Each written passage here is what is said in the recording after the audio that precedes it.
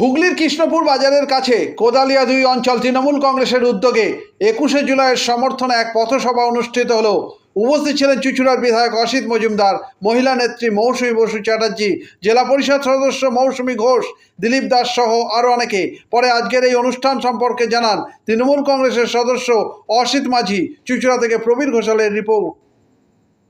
আপনাদের কাছে আমি আর ২১শে জুলাই কেন আপনার আমার শুধু এই বাংলার প্রত্যেকটা মানুষের নয়, সারা ভারতবর্ষের মানুষের কাছে একটা ঐতিহাসিক দিন।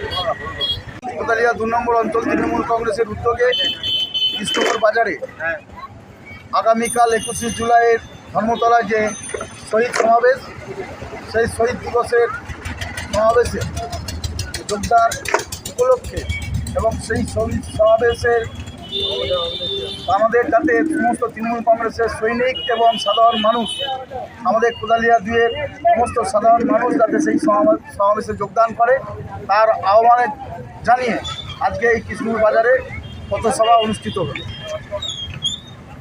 কে কে উপস্থিত ছিলেন? আজকে এই পথসভায় উপস্থিত ছিলেন আমাদের মাননীয় বিধায়ক অসিত মজুমদার মহাশয়, হুগলি জেলা মহিলা তৃণমূল কংগ্রেসের সভানেত্রী মৌসুমী বসু চ্যাটার্জি, হুগলি জেলা SC/ST ওবিসি সেলের সভানেত্রী